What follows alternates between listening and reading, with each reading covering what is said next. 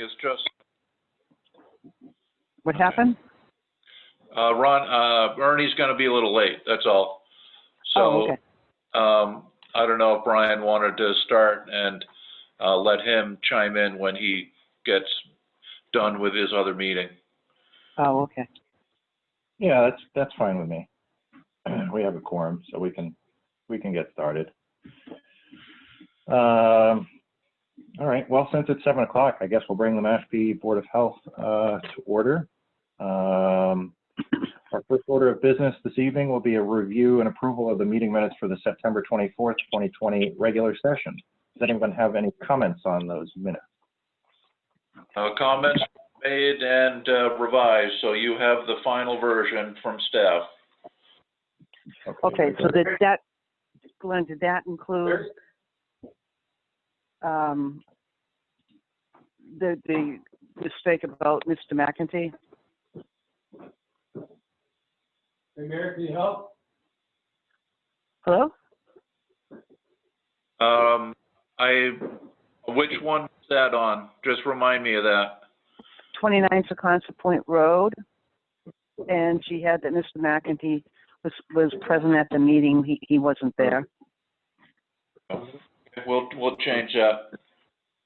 Oh yeah, I think she needs to change it to only a letter was provided from him. What's the number? That was 29 Secaucus, Yeah, at the meeting. third paragraph down. It was dialing or something.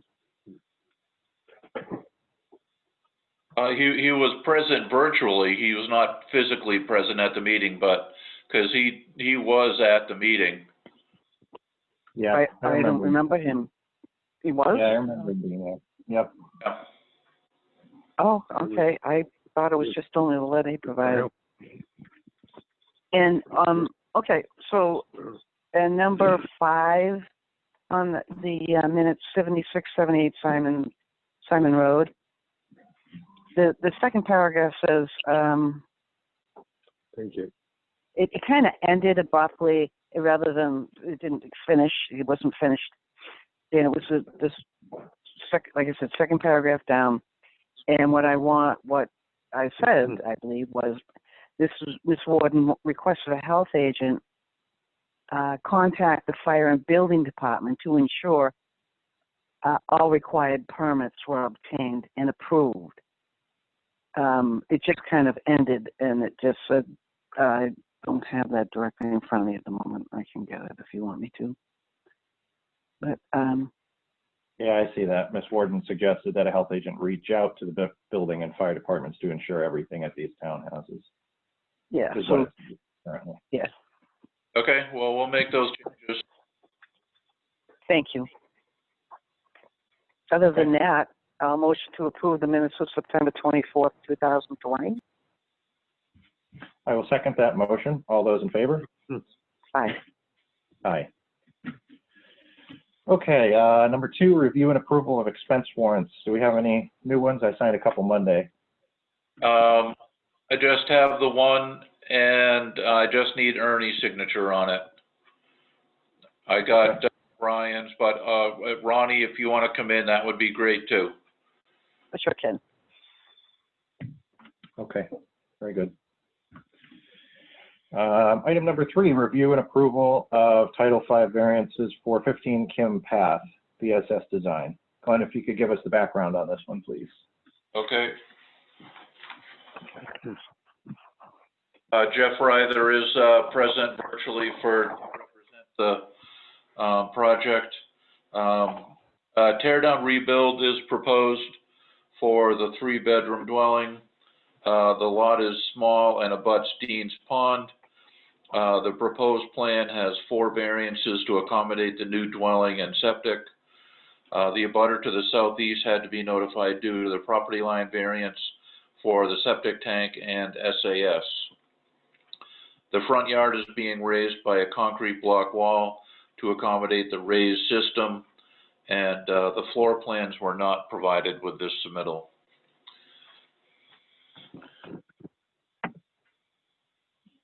Okay, If anyone is here to present for this, you feel free to first state your name for the record and then add any comments that you might have.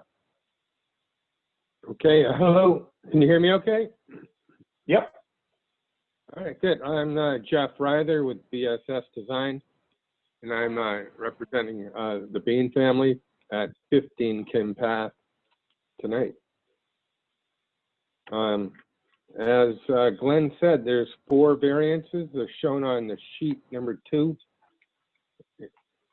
I don't have, I hope that, do you have drawings, by the way? I know there's Yes, a we do. PDF. Okay. Yeah, we have drawings dated August 10th. Okay, the plans have been shared. Can you see them on your screen? Yeah. Yes. Yep. Yes. Yeah. I see him. Okay, the first page is existing conditions. Jeff, go ahead. Yeah. Exactly. I don't know. This is the first time I've used this laptop, so I'm having a little trouble scrolling with this. So. You tell me what to do because I have control of the screen. Oh, okay. That's very good. All right. So yeah, first sheet is existing conditions. It's basically a 3-bedroom house, and that's the subject of the project. That one's coming out, putting in a new house, and I guess we can go to sheet 2. Hey, Jeff, what's the existing system there? It was unavailable, so we don't know, and we don't know where it is. So Most likely, we think so. it's out in the back here, but she had never had it pumped, and we didn't see anything in the file. Okay. I just never knew if you found anything, that's all. You know, just looking at the piping, we think it's in the side back. Oh, okay.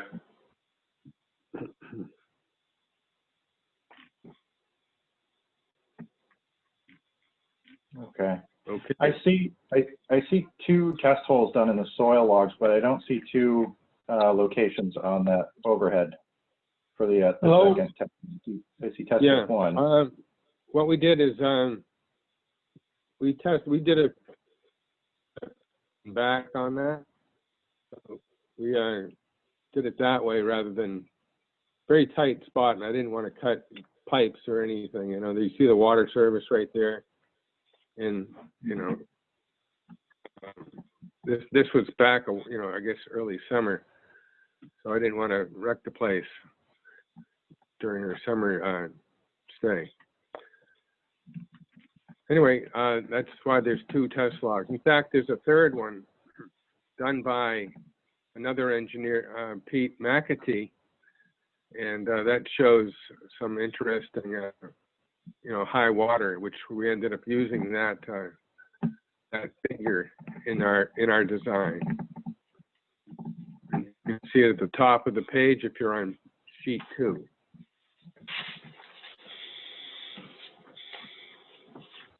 Okay. Oh, I see it there. So The other,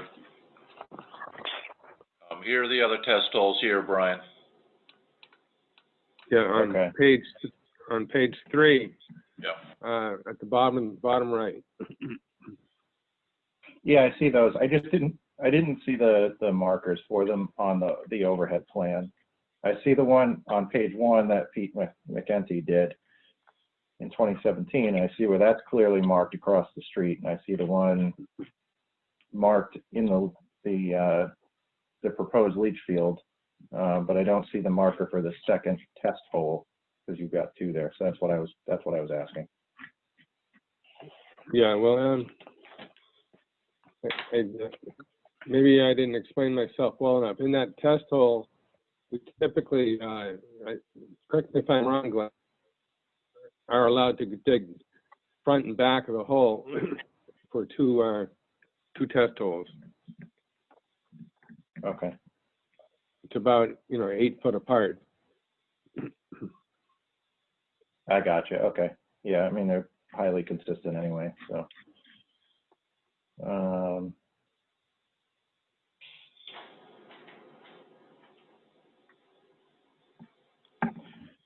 So standing groundwater elevation 2.56. Modeling at the top of the sea layer. So there was redox across the street further away from the pond, and there were no redox features in the test holes that you did. That's kind of interesting. Well, I call them a little bit differently.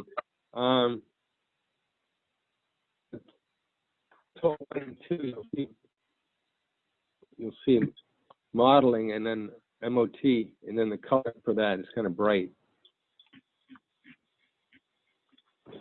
So that was elevation 2.5. Okay. But across the street, it was up another foot.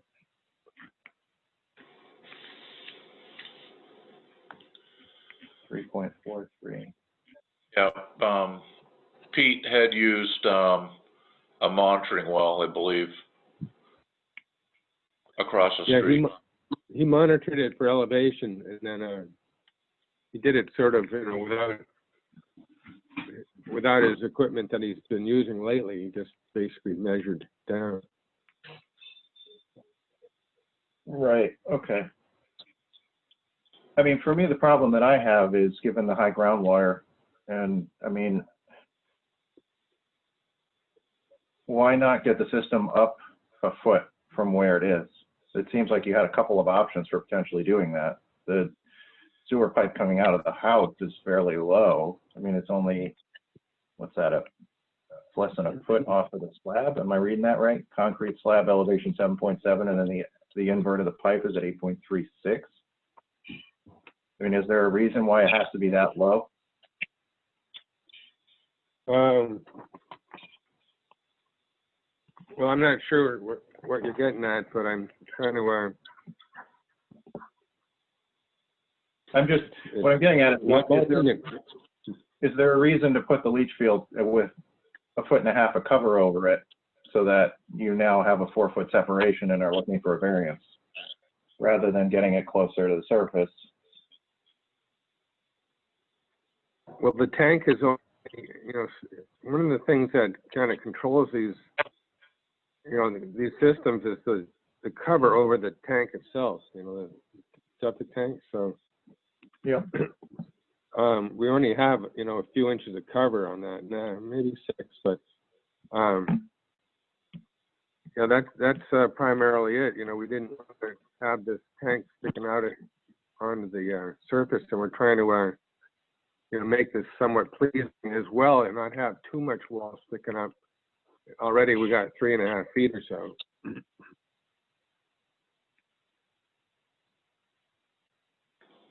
okay. Did you look at like low pressure distribution or something like that versus doing it all gravity so you could get it up a little higher? I did not, no.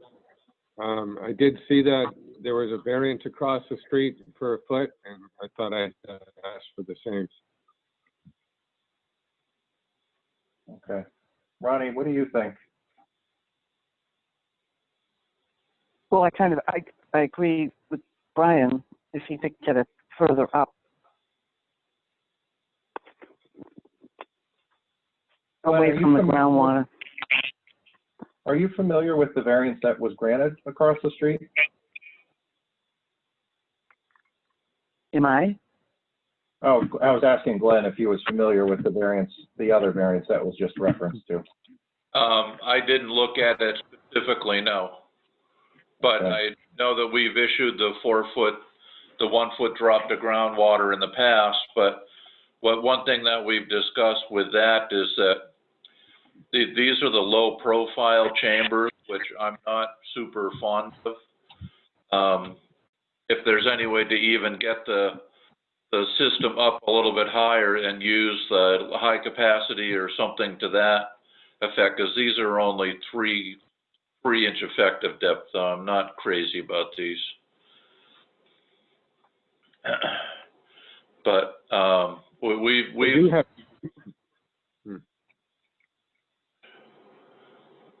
go ahead.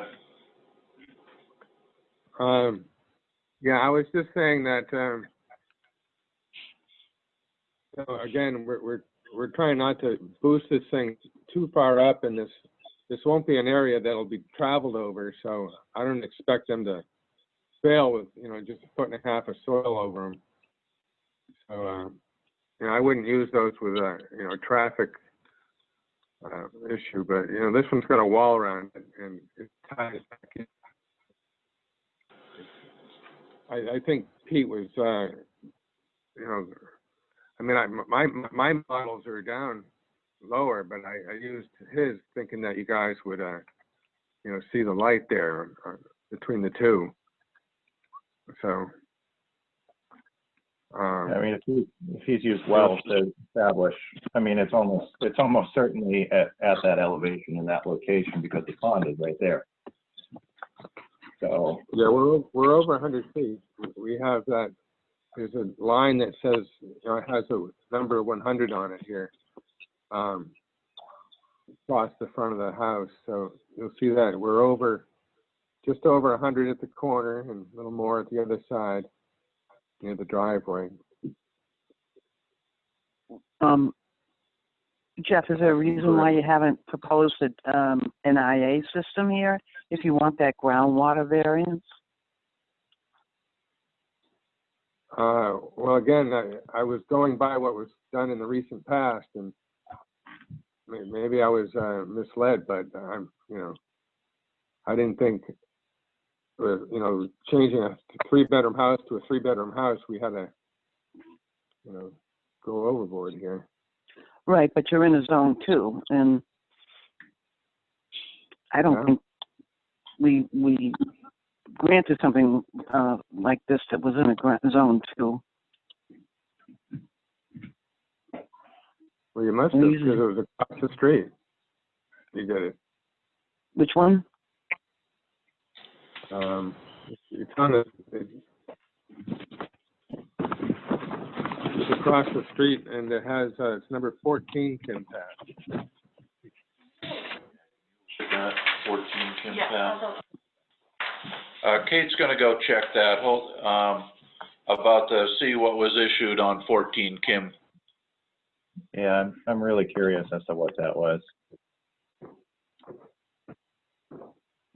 The test hole was done, 2017? Yeah, at the other end of the street, we have 2 IA systems, but they went for the 3-foot groundwater using the D-Night.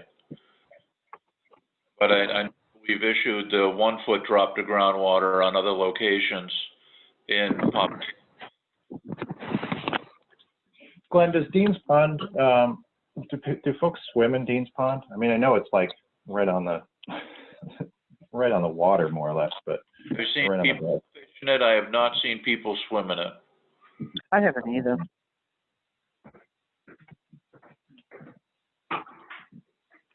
And that area of Popponesset discharges to the sound. It does not, even though it may be in a zone 2, it discharges to the south, and we typically don't require the D-Nights for that area because of that.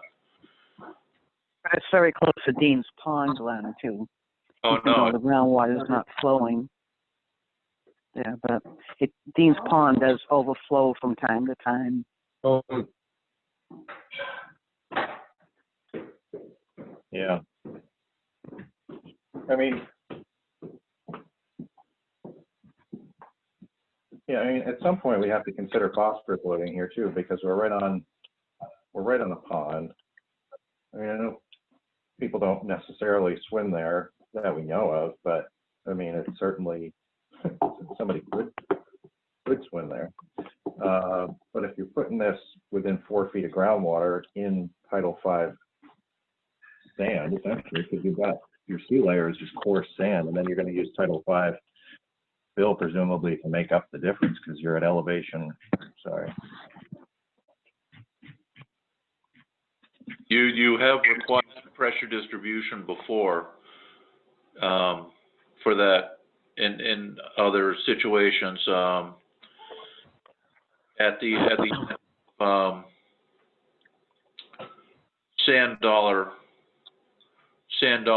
Road, there was a 1 foot drop in groundwater where they did pressure distribution. Mm-hmm.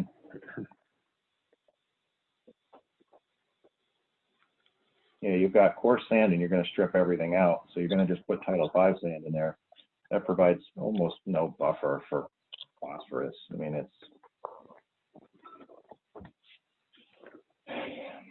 mean, I don't know if this is the time to start bringing that stuff up, but I mean, at some point we have to look at this stuff in terms of phosphorus and nitrogen loading beyond just zone 2s. Particularly, to me, this is a self-imposed hardship, and there are options that could get you 5 foot of separation. Not only that, but there are wells in Pompanesett. Believe it or not, there are still wells in there. I don't believe there's wells in the vicinity of my project here. Did you check, Jeff?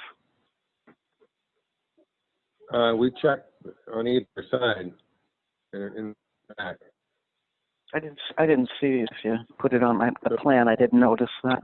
It's kind of a busy plan. The pond is back there, but you know that pond is virtually just mostly treed.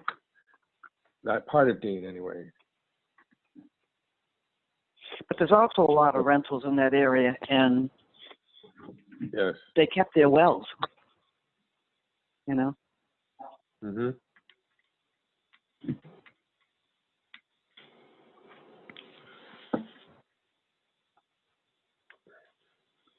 Just always got to check. I know there's one on Overlook, but that's pretty far away. But there are still definitely a few scattered throughout Pompanesett. Is it? Are we talking 14 feet past for the other one? Because I'm looking at Google Earth and it looks almost like there's a raised bed across the street. It is. It's a raised system, absolutely. It's got the same. It's almost identical to this design. Same height, in fact.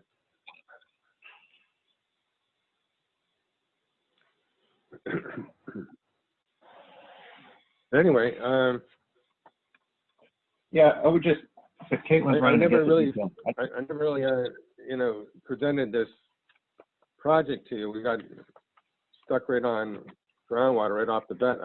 I'm wondering if you want to discuss anything else or go through the variances. But the other items to me, you've provided effective remediation for the other items, the cellar wall and the lot lines, Yes. by providing the impermeable barriers and things. I think, to me, those are fine. The issue to me is the groundwater separation. right. I just want to wait until we see what the one across the street was. If that was a tear down rebuild, was it a failure that was a replacement? Is that why we gave them the variance that we gave them? I want to know. It was not a tear down rebuild. It was a straight repair. So it was a failed system? Yes. Okay. To me, that's a totally different situation from this. I agree, because this is a tear down rebuild. Well, again, it's all based on wastewater flow. And I know we're doing better than a cesspool, which is currently, it's got to be because of the age of the house. But it's basically been the protocol, though, Jeff, that if you want a groundwater variance or wetlands, involves a innovative alternative system. Mm-hmm. Okay, awesome. All right, Kate just brought the plan up, the minutes and the variance request. Pete McEntee's plan shows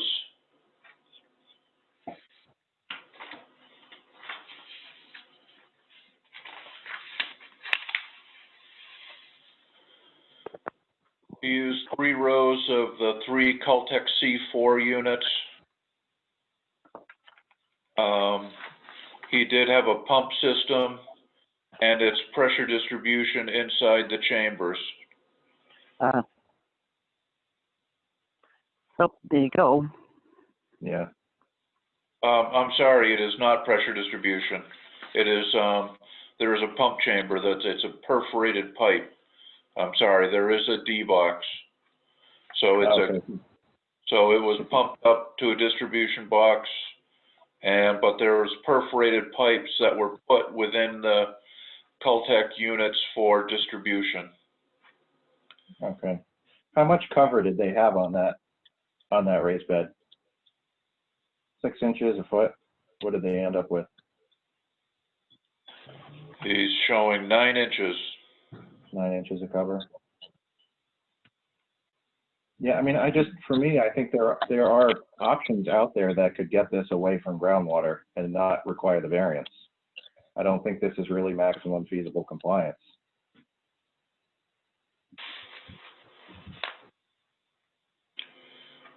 Well, what would you like to do? I mean, if You you want me could to present, continue? I guess I'll continue it. It sounds like we're not going anywhere with this one. So. yeah, I mean, if you could present plans with some addition, that could get you away from groundwater, I think we could entertain that. But for me, this is, there are options available that are not unreasonable. Remember, it's 4 feet. It's not like it's in the groundwater. No, I know that, but I mean, Dan, and we're not asking for, a special home here. It's a 3-bedroom tear down and a 3-bedroom going back. So I don't really see the issue, but we can. it is. They do. We're not depriving them of any use of a home. So I mean, it's kind of for me. I don't want to argue the point of the science, but this should. There's no reason. You have to also think about what this thing looks like. It's already 3.5 feet out of the ground. You're asking me to go 4.5 feet maybe, and Well, we can put a pump chamber in. Put a pump chamber in, get it within 9 inches of grade, and then you're only doing another 3 inches in height of your mound, and you're fine. Like I mean that's where I'm at. I'm ready to. Me too, and I'd like to also see wells, just to make sure. And I'd like to see a floor plan too, Jeff. Yeah. So do you think like the one across the street is okay? Get it up another foot?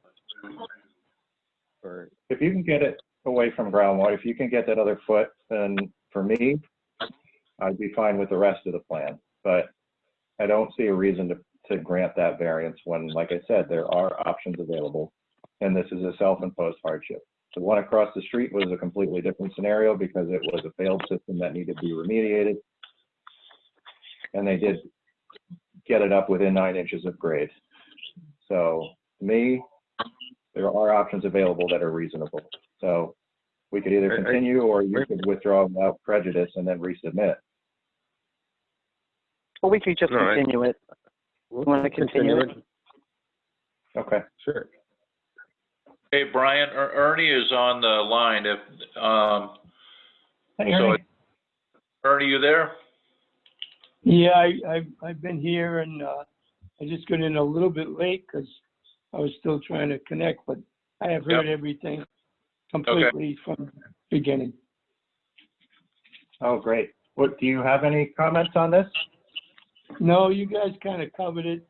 I did have a little concern about not seeing the wells in the drawing, but I think you guys really covered it very well. Okay. Very good. Thank you. We motion to continue this, Brian, till the next meeting? When would that be? This is. I'm asking what date are we talking about? many The weeks? next scheduled Board of Health meeting? Yeah. I believe it's the couple of weeks? 22nd next. 22nd, yeah. Yeah. Okay. All right. Continue to the October 22nd meeting. All right, You that'll work. good with that? Okay. Do we have a second? Second. Okay. All those in favor? Aye. Aye. Aye. Very good. Thank you. Okay, moving on to review and approval of Title V variances for 16 Spoon Driftway, also BSS design. Glenn, if you could give us the background information for that one, please. Yep.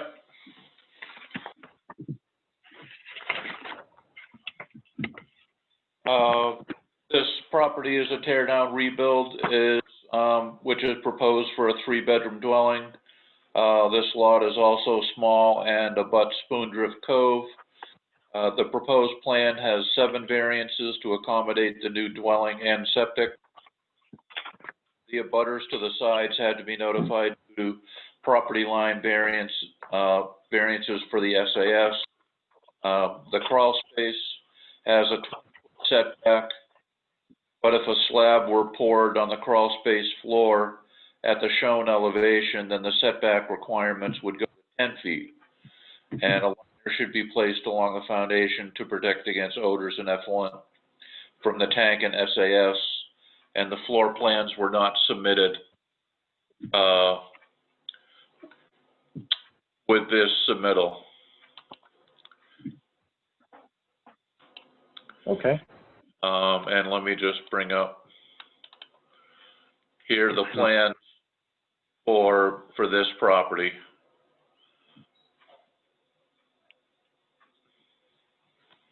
Can I present it now? Absolutely. Please do. Please feel free. Again, I'm Jeff Ryther with BSS Design, and I'm representing the Owens family on this site. This is 16 Spoondrift Circle. So, as Glenn said, the house is tight on the lot. The existing house is sort of an L shape. Proposed house has got a similar footprint. It's actually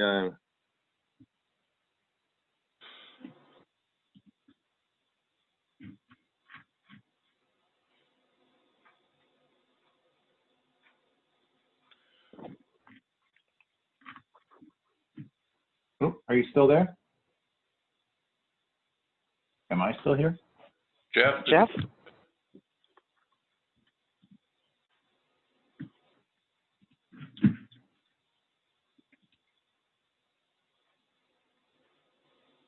Yeah, it looks like maybe his microphone cut out or something. We can just wait a minute. Jeff, you there? You're cutting out.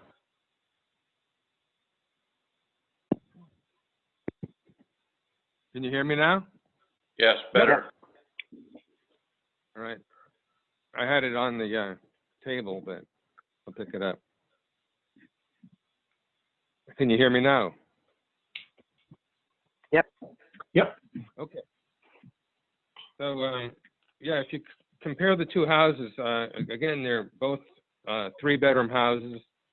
They will look similar in footprint. There is a little bit more of a jog out to the back on one side, but the area that we need to focus on is in the front, because that's where the upgrade would go, either if we were replacing it or doing this system. So this system is, somewhat narrow. It's 5-foot strip of chambers with crushed stone. It's a gravity system. It's a little higher in elevation than the last one we saw tonight. It's 81 feet from the salt marsh. It is tight to the lot lines up near the road on the cul-de-sac. And again, like I said, talked about earlier, the divergences are up there as far as numbers. 7 of them, they're pretty standard setbacks. I can go over them, or if you need help with those, I can point them out.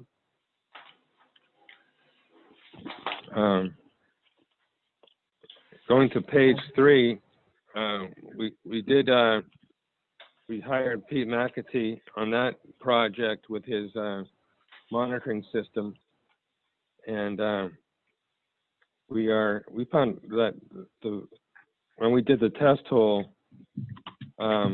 we found that our groundwater was higher than what was monitored over a week. So hopefully you can understand why we're doing this this way. So anyway, Pete's groundwater is 1.2 feet in elevation, and we have 1.5 feet, and we're holding 5.3 above that elevation to the bottom of the SAS. Mm-hmm. So I think we met the setback for your salt marsh, and we're at least 5 feet over high water. So that's it, I guess. Okay, thank you for that. Yeah.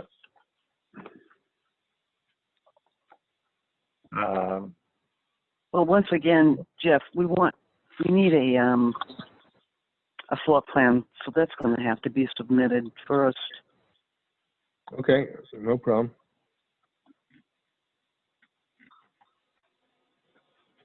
You want the new one, obviously. I'm not sure that they have an existing, but Well, we can. That drops down, so there's a walkout. Yeah. You said it's a walkout? I didn't follow you on that one. Sorry. There's what? I said I didn't follow you on the walkout. Well, the bottom, comment. because the way this slopes down, it's been known that people usually, if it's a walkout, in goes the bedrooms, you know. Well, it's not that much of a walkout because the first floor is at elevation 13.4 and the crawl space floor is 9.4. So,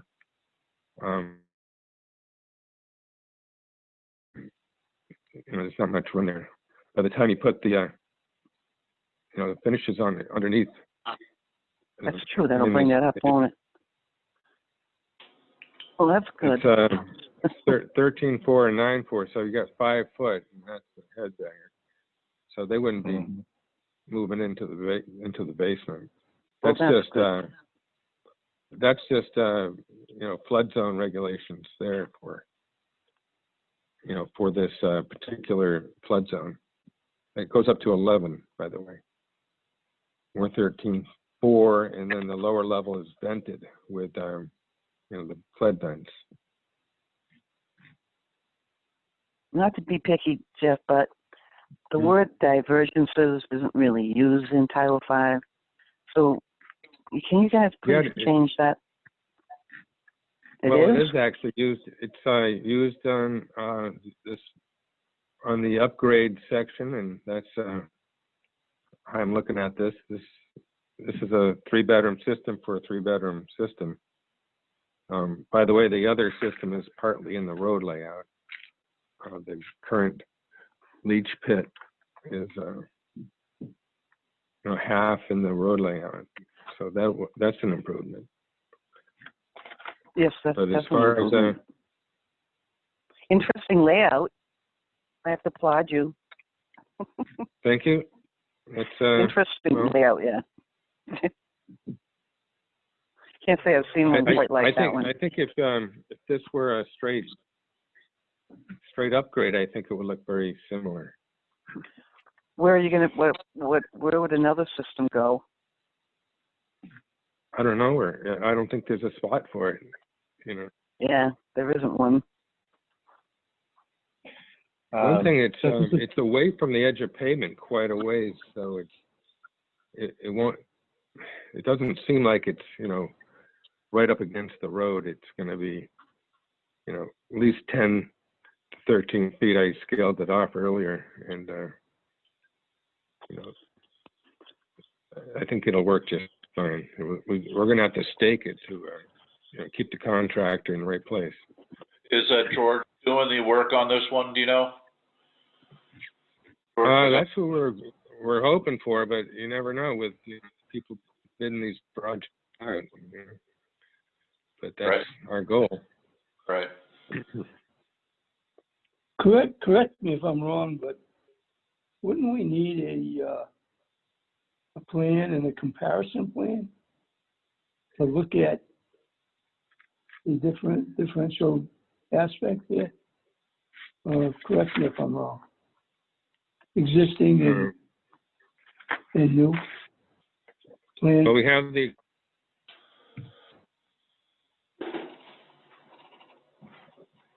Yeah, I believe, Ernie, sheet 1 takes care of that with the existing.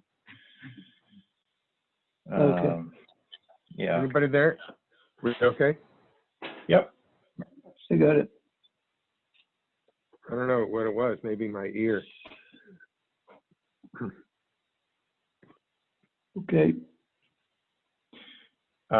Since this system is partially under the leach field is partially under the driveway, do you have you provided any venting? I think it's in words, but I didn't show it, I don't believe, but on the last page, it says connect chambers together with 4-inch schedule 40 PVC and vent. So, we can certainly add off of one of the ends, I would think.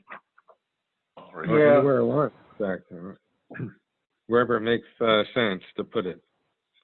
Yeah, I just like to see it on the drawing because you know installers. Yeah. Well, it's in words on the drawing. Yeah, that's not always enough. I mean, obviously you'd have to certify it at the end, but I like to see stuff like that on the drawing. To me, it's a little bit more clear. Okay. But other than that, I mean, you've got groundwater separation. You know, the liners to me provide adequate mitigation for the setback variances there. Stamped by a surveyor seems like a good solution. I mean, I personally don't like the project, but that, it doesn't, I can't wait. Well, that has no weight right now. So I think it's a technically good plan. All right, thank you. Mm-hmm. The liner needs to be a condition of the variance, unless you're showing, you have a breakout barrier. Is that going all the way? Okay, so you're showing the barrier on the front. I just couldn't tell where the barrier was. Yeah, it goes up on the side of the garage area. Yeah. And comes down and off the front door through there. Yeah. And then it goes where there's a spot grade 11. Okay. Yeah. Okay. All right, that's fine. Yeah, I see that, the note on page 2 there. Yeah, that's good. 100 feet of 5-foot high, 40 mil impervious breakout barrier along the foundation within 20 feet of the estimates. Yeah, that's good. All right.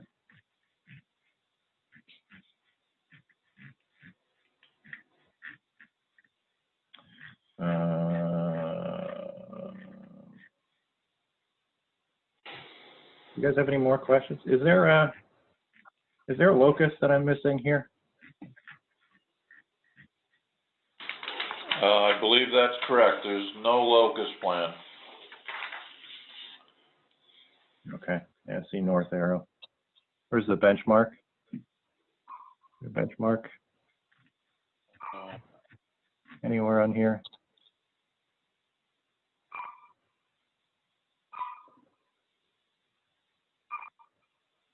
Glenn, do you still Yeah. want that concrete slab poured? Well, I think it would be better it would lessen all of the variances.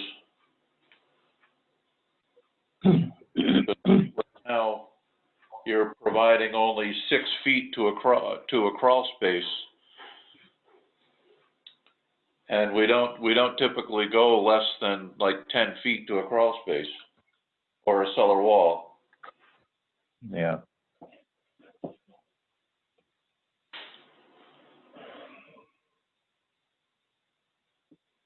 I'm not seeing a benchmark, but I don't either. Yeah, I don't either. One zone. Leach pit. It looks like maybe Jeff is having some technical difficulties or something. Jeff, you still there?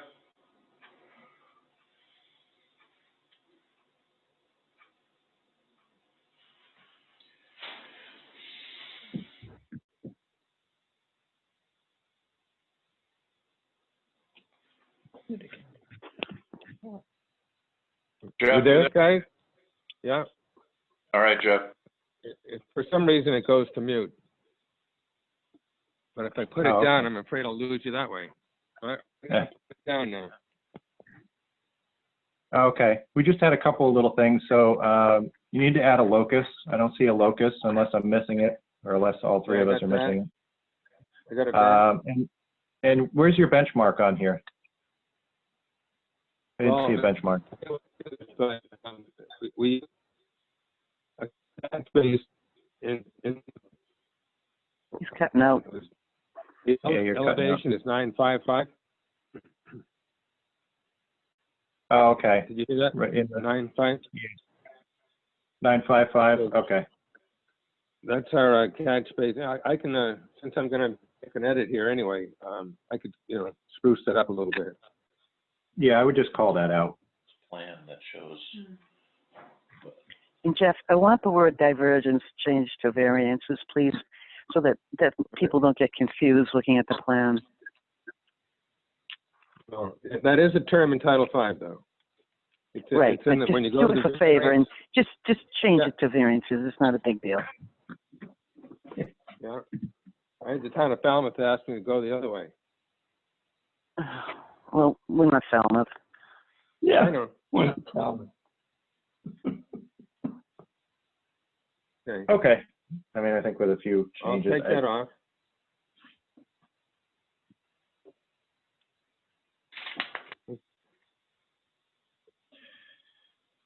Okay. Did we cover everything? So I have that, we need floor plans, locus map, benchmark, and edit the words to variances. Thank you. All right? Do we So need Glenn- to continue for that, or Well- should I just get you a revised plan in a day or so? What do you want to do about the crawl space? Well, I'm not sure. It's not really a crawl space. I don't think you can use it for anything at 5 feet high. No, it's actually less than that because the floor is 13.4, but the joists are going to be, say 12, even less. I'd say 12. So 12 and 9, you only get to 3'4". Not even that. 2'6".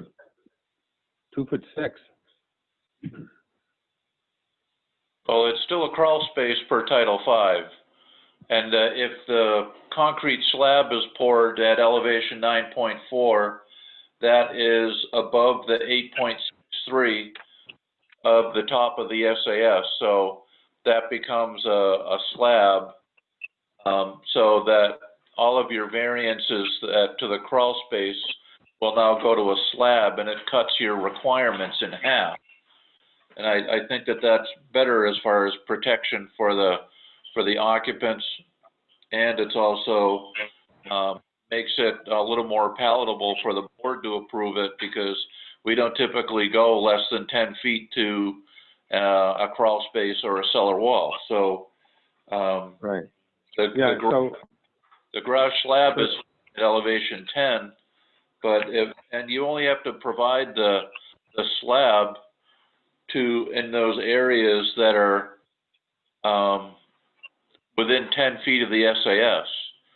So it's Yeah, not, but I thought the slab here is 9.4 and the top of the SAS is 8.6. And so what we're saying is that setback is only a 10-foot, correct? yes, you're calling it a crawl space, but is there going to be a concrete dust cover put on that crawl space? Yes, absolutely. Then call it a slab and not a crawl space. All right, so you want me to go through the list of divergences and fix that up to a system off of slab dimensions? All right, got it. Okay. I have just one more question, Glenn, a technical wording question in Title V. Yeah. We're within 10 feet of the water service. Does that need to be sleeved within 10 feet? I can't remember if it's just where it crosses or if it's within the No, setback. it's within, and they're calling for it. There is a note right above the word Spoondrift Circle in the road layout. In the road layout? Okay, I must have just missed it. Oh, okay, I see it. Thank you. Yep. Okay.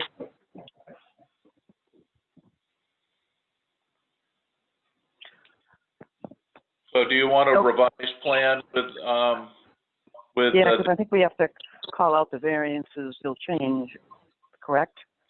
right, I think there's enough things on here that a revised plan is, but if you want to go ahead and make your motion accordingly, but with a condition that the revised plan be submitted. Well, it changes the variances, so why don't we just continue this to the revised plans we receive next board meeting? That is up to you. I can have them to you by probably Tuesday next week. That matters. I probably have them done tomorrow, but I don't know if I can get them to you in time. Well, you know, but we can't vote formally on it, so because the variance is going to change if you put a slab down. So Yep, I agree with Ronnie. I think that's the best tack is just continue. I agree with Ron. I also agree. okay, our motion to continue with this until the October 22nd meeting, pending the revisions as requested. Okay. Do we have a second? That was the Yeah, I'll 22nd, second right? Yep, I did a Okay. second. Oh, okay, sorry, I didn't hear you. All those in favor? Aye. Aye. Very good. Okay.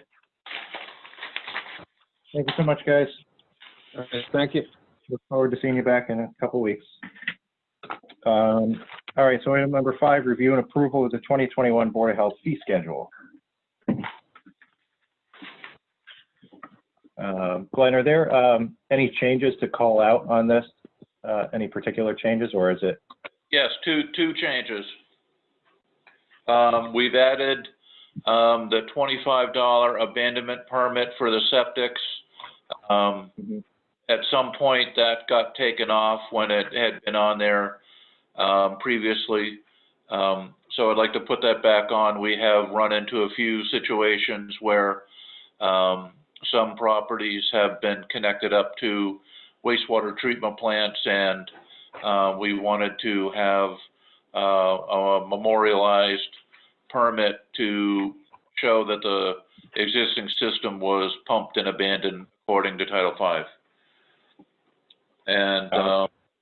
And then we also added in the short-term rental fees, the $25 for registration and the $75 for inspection. And that's it. No other proposed changes. Was it 21 in there before? We didn't change that.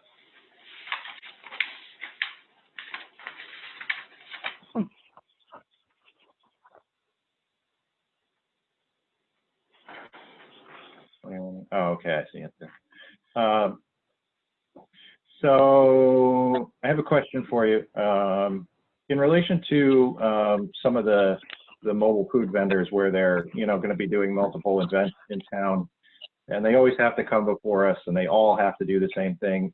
Is there a way to sort of memorialize, because we've always granted that request of only having to pay one fee for the year? Is there a way to sort of memorialize that on here so that you're able to do that without having to bring it to us every time? Well, that's the temporary food vendors that get a temporary food because they don't have either some of the required items, one of them being they don't have a commissary to work from. So they, and also some of them are residential kitchens where they want to attend different events and don't want to pay the fee each time. So Right. it's hard to do a blanket change on that one. Okay. Okay. I'd love to. It would certainly shorten some of the submittals to the board, but I don't have an answer for that one right now. Okay. All right. Ronnie and Ernie, do you have any questions? Yeah, one quick one. I find the fees not, in today's world, I don't think they're enough. I hate to say it, but I think an awful lot of work, more work, goes into some of this stuff, and maybe down the road a bit we need to look at what a fair fee is for the process. That's all I got. Yeah, I would agree with you on that. I think it would be worth an analysis to calculate out staff time spent for each of these types, and then what that real cost is. Yeah.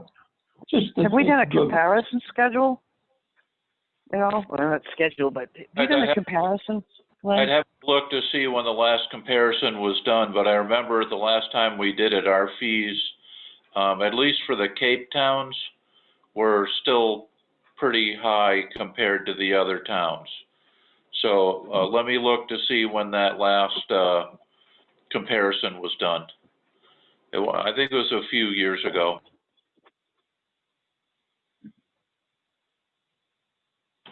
Okay. Okay. Yeah, it would be good. I think it would be good to do because,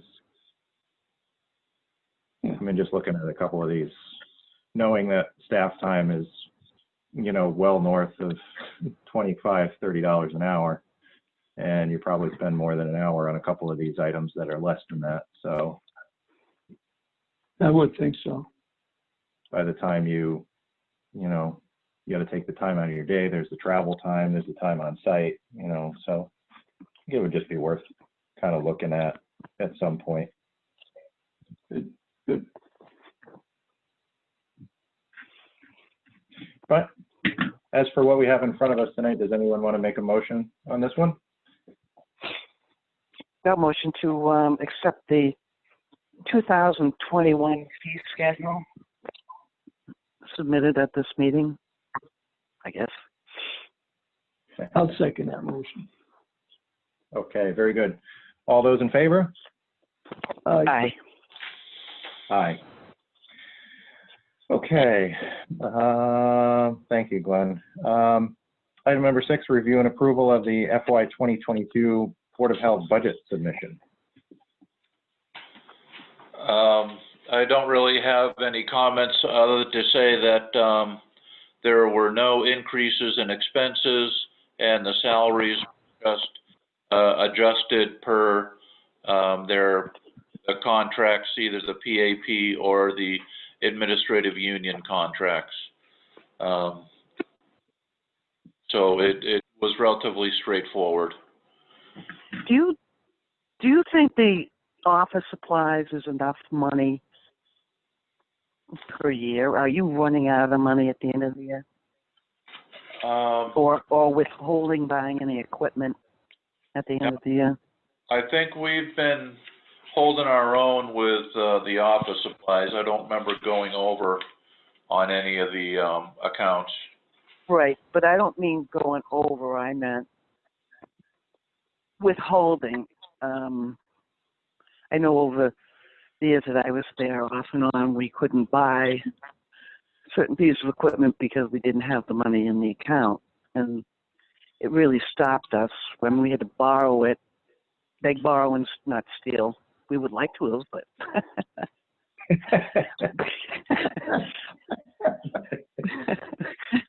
when you can't get it, you're like, well, he's got one. Yeah. But, that I just want to make sure, Glenn, because, there are times that all of a sudden we don't have this piece of equipment and we've got to go to the county or borrow it from somewhere, Well, I would need a specific example and have costs associated. I don't have any things right now, specific equipment that we would need. So, Well, one of them, do we have our own noise meter? I'm sure it's not called that, but A decibel meter? thank you. Yep. the sound meter, yes, we have, the selectmen have one. Okay, yeah, see, that wasn't. Is that something they still have? Yes. Yeah. And it's calibrated. That was my second question. And it doesn't do any good if it's not.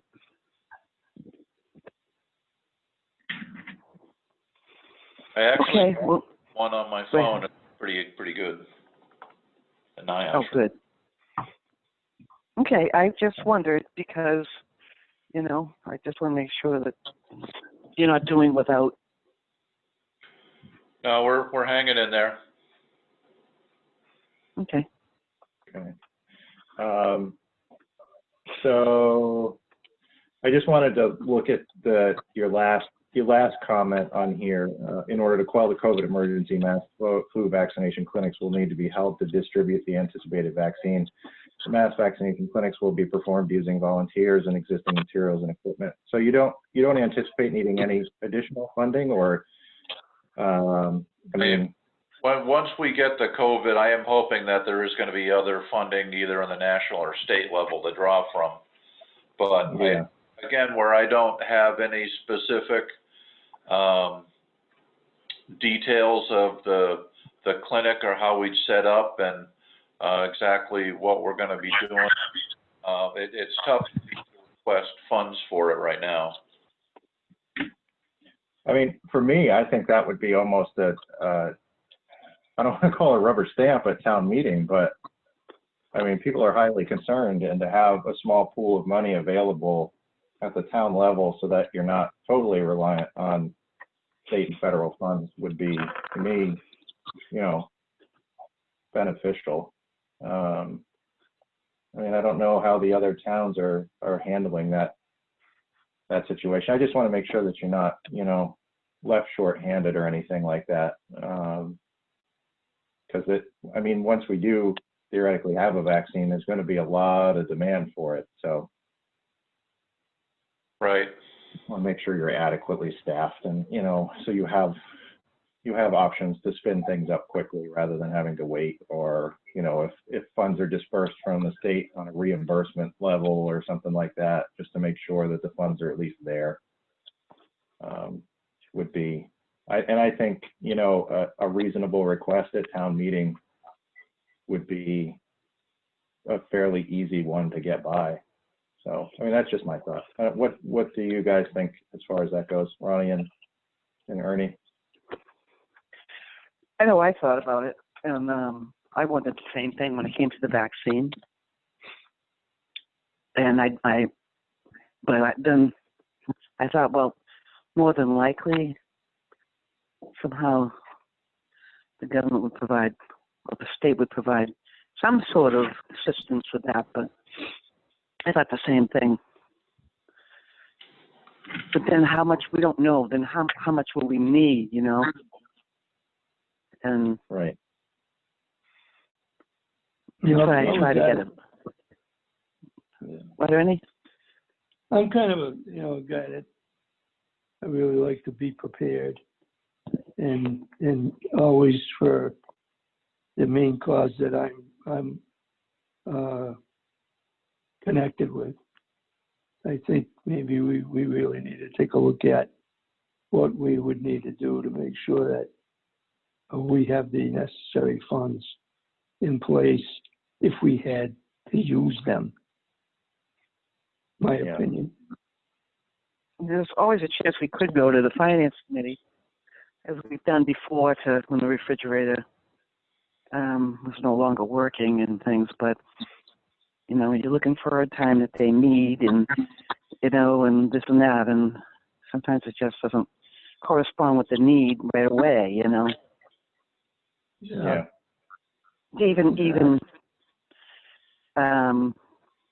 it's getting old now too, the refrigerator. But even what if we needed 20,000 doses and it had to be refrigerated? We can't fit 20,000 doses in that refrigerator, but nor could most boards out, Yeah. I just don't think you'd want to wait for the finance committee to issue a ruling on that. That would be something you'd need to jump on right away, because there's going to be, if that happens, there's going to be a lot of competition amongst towns to procure, not competition, but everybody's going to be asking for those things. So yeah, I think it would be, and especially given whatever happens in November, who knows where the federal government's going to be with this. There might not be any federal funding the way it's going. So Is there such a thing as, town meeting allowing the option to us? Here it is, guys, and we want to be ready. You're going to just give us the option and we'll jump on it. I don't know, maybe that's the wrong language altogether. But I could see where you could request $20,000 be put in a fund that's only for that purpose, and if it's not used, then it's either carried forward to the next year or it's returned to the general fund. I think that's typically how things like that are handled. That's a good suggestion. It's like with a position that is proposed, like we had last town meeting with, I think it was a wastewater engineer position, where they wanted to get the funds in place so that if they found somebody that could take the job, they'd be able to hire for it. But I think specifically the town manager said it was sort of at his discretion to be able to hire. So I think it would be a similar type of scenario where the funds could be set aside and then used if need be, and if not, then the town gets a $10,000 or $20,000 bonus back to the general fund. But I think, given the public sentiment, I think at town meeting that would be a pretty easy ask to defend. I don't know about the selectmen, but I think they'd probably be on board too. Well, yeah, it would make that even if we get to town meeting, because this decision will be made in May, and I'm hoping that we're going to see a vaccine prior to that. So we would have to go to finance committee or something like that to put some kind of response in place prior to the upcoming town meeting. So Right. That's kind of where we're at, because nobody foresaw this coming last October, Yeah. right. Well, I think it would be worth pursuing both. Which would be, I can certainly ask a question, because it was brought up at yesterday's department head, if there were any other large expenditures. Again, I think this would be still more on an emergency basis, so let me find out how to handle that. yeah. I just think if we're in a fund designated for that, it makes it more accessible to you when you need it, rather than having to rely on going back to finance committee when the S hits the fan. then you think you don't have to go through that step. That's what usually happens. Yep, that's fine. Yeah. Good of And that. I think, we'd support you in that effort, obviously. So at least I'd be willing to support you in that effort. Okay, I would, too. I'm with you on that. okay. Okay. And I have one question, Ernie. Were you able to get any kind of top or tent for the upcoming flu clinics? Yeah, I'm sorry, go ahead, Glenn. Yeah, I've got the details. Ernie got American Tent in touch with me, and I have the contract and the lease that I'm gonna sign. I'm just trying to, secure some funding to, which was offered, which is kind of our next thing we're gonna talk about for the flu clinics. So, once I get word on the funding, I will secure that tent. Okay, good. So would it,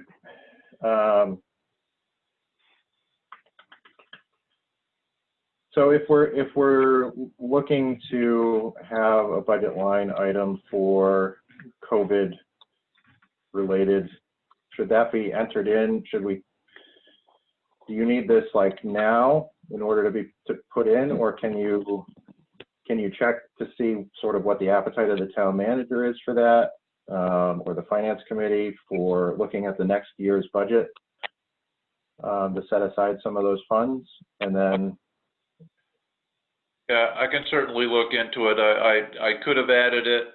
I don't think it's too late to add it now, where we just submitted it October 2nd. So, Yep. let me see how the best way to go forward with that is. Okay. Okay.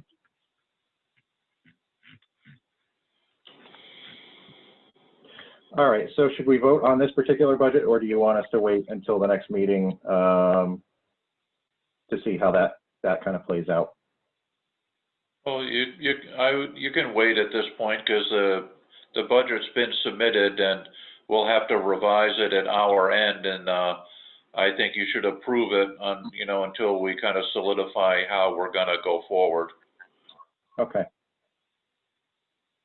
Okay, that sounds good to me. Does that sound good to you, Ronnie and Ernie? Yes. Yep. Okay. Okay? I just want to make sure I just want to make sure you've got what you need, Glenn. That's all. No, absolutely. I just didn't know how to put a number on it, that's all. Yeah. Yeah. Minimum to me would be 20,000 to cover. Like if you needed a tent, or whatever it might be, to feed volunteers, I think it would be good to have. Yeah, if we're gonna do the whole town, it's gonna be an all hands on deck type of response anyways. Yeah. Okay, so do we need to continue this discussion then to the next meeting? If you like. Okay, would anyone like to make that motion? Yeah, I'll move that we continue this discussion. To the, I'll second next- that. Okay. Okay, all those in favor? Aye. Aye. Aye. Okay, very good. Which brings us to item number 7, discussion of the upcoming Mashpee flu clinic, which I'm happy to say that I signed up for. Okay, good. We'll save you a vaccine then. The flu clinics have been scheduled for Tuesday, October 27th from 3 to 6 p.m. and Tuesday, November 10th from 9 to 12 noon. The clinics will be performed using a drive-through type format. 150 doses will be available for each clinic. The amount of high-dose vaccine is still unknown, but the pharmacy division is hoping to have 30 doses per clinic. A 10 by 20 tent is proposed to be set up on the driveway by the chapel of the church parking lot so that the nurses have some cover from weather. Bathroom inside the church will be made available for staff and volunteers. Right now, there are 2 volunteers, Ronnie and an MRC volunteer. So we'll have to work on getting more volunteers. I think I've got a couple more, Glenn. Oh, okay. That would be great. The Clinic Ace scheduling software that Brian put together has been used to schedule the participants using the registration process. Instructions for receiving the vaccine and flu clinic drive-through process are provided on the registration website. Right now, the October clinic is 90% scheduled, and the November clinic is 13% scheduled.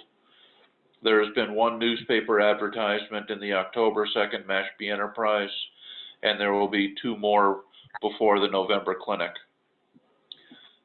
Funding has been offered by the HMCC in the amount of $1,939. A work plan and spreadsheet were submitted today per the funding instructions. The deadline was tomorrow, so we got it in time, and I got a response. So they are looking at it, but I'm not sure when the approval is going to be given. I'm hoping that it's soon because we'll use that money. I'm proposing to buy some barricades, just some like foldable road barricades with the orange and white striping.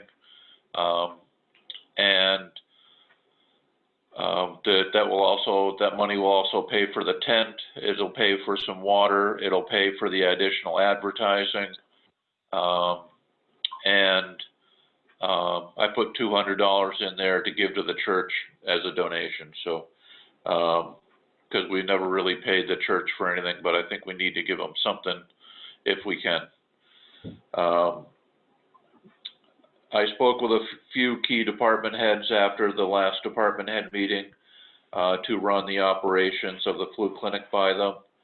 The town manager, assistant town manager, the police chief, DPW director, council on aging director, and building inspector have all reviewed the plans. Kate and I met with Dwight, the facilities manager at the church, but we'll need to meet with him one more time now that we have an idea of what the tent is going to look like and how we need to set that up. So that's my update for now. Okay. Great. 90% subscription. I mean, that's pretty good. And we've run this clinic system for a good almost 10 years now. I think we've had it, and I mean, we've seen almost all the clinics totally filled, which we haven't seen in a while. So, I mean, I think people are getting the message about getting their flu vaccine this year. Let's hope so, because we got to get that November clinic full up. But that's still a little bit of ways, and we're going to have 2 more advertisements in the enterprise. So we hope we'll get more people that way. How many doses are the VNA providing? Or it's not the VNA now, it's Cape Cod Healthcare, whatever. They're providing all 300. 300? Yep. And we're hoping. Can they get more? I don't know. Other people have asked them to use them for flu clinics, and they've turned them down because all their doses have been committed. So I don't know if we're going to be able to get more than the 300. Oh. Yeah. In particular, I know the high dose in particular has been very difficult to get. It's recommended for those over 65, and I know of a few people who have had a really hard time finding it. Yeah, I think we're going to be fortunate getting the 30 doses per clinic right now. It may be more like 20 doses per clinic, but we were 30, so we're hoping that they come through for that. Yeah, that's well short of what we really need. Huh. Okay. Good, very good job on putting this together. And Ernie, thank you for following up on the tent. I think that's that's definitely needed to do the drive-throughs effectively and, you know, keep the nurses out of the weather.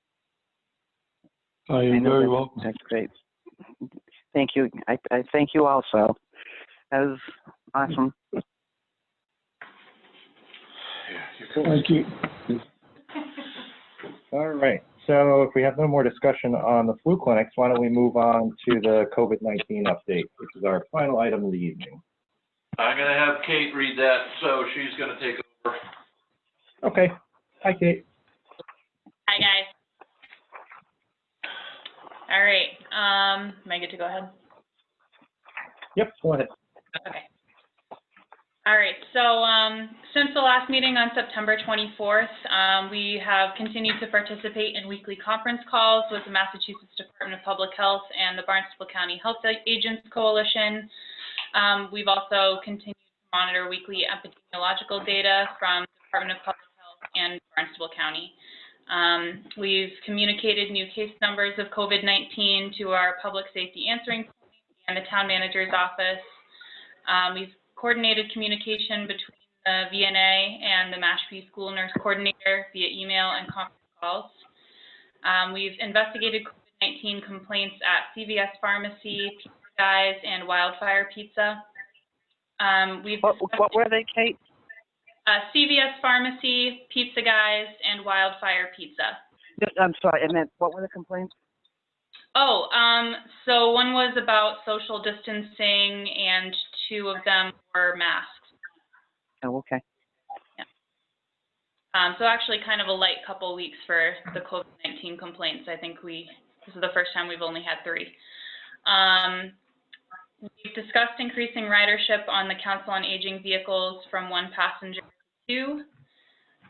We put together the results of a town hall reopening survey for the town manager's office. We've updated the restaurants on new safety standards effective October 5th, including bar seating and increased party sizes. We've answered questions from the school nurse coordinator regarding current case counts, protocols for a positive COVID-19 case in the schools, contact tracing, and parent notification letters. We've talked with the marketing manager for Mashpee Commons about continuing their sidewalk Saturdays through the end of October, as well as their planned quote-unquote reverse Halloween parade. We've discussed the proposed Halloween drive-through trick-or-treating at the Quashnet School with the Recreation Department. We've stayed up to date with the latest changes to the safety standards for Phase 3, Step 2 of reopening, as well as the Halloween guidance put out by the Department of Public Health and CDC. We've reached out to the Mashpee long-term care facilities about the updated safety standards allowing indoor visitation.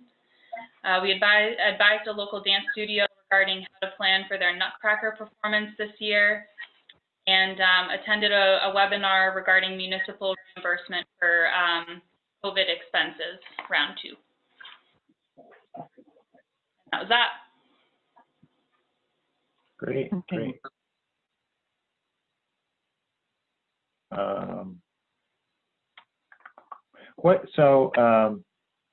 What is the Halloween guidance put out by DPH? Are they encouraging or discouraging trick-or-treating? They are encouraging everyone to continue following already established safety standards that they have put out at the state level, but then they also continue people on to the CDC's website.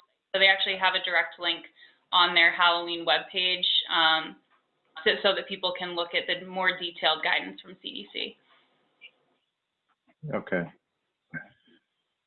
So, and that kind of breaks it down into what it would be a high-risk activity to celebrate Halloween versus medium or low risk. Right, okay. Are you guys aware of any of the other towns looking to put any restrictions on trick-or-treating? Any of the towns around us, or? Not that I've seen. At the most recent health agents call, that question was posed, and no one spoke up to say that they were prohibiting it or discouraging. I think most of the towns are just referring people to that guidance. Okay, okay, thank you. I think the worry from what I've heard is that, you know, if we were to discourage people from doing reading, people might have more gatherings or parties. Yeah.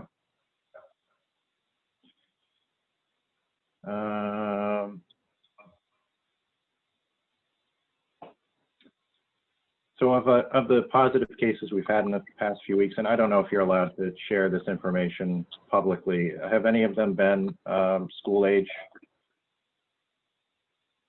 I don't know about, you know, for the positive cases that we have, if any of them are school age. I have not had any communication with the schools about any cases related to the schools. So. Okay. Okay. And they have this, do they have access to Maven the same that you do? Does Stacy have that access? No. So that's still just through the VNA. So all three of us, well, me, Glenn, Stacy, and Meg with the VNA, we're all in communication pretty regularly now. Oh, okay. Okay, great. Ernie and Ronnie, do you have any questions? No, I'm good. Okay. Well, as always, great job, guys. Thank you for staying on top of everything. Thank you.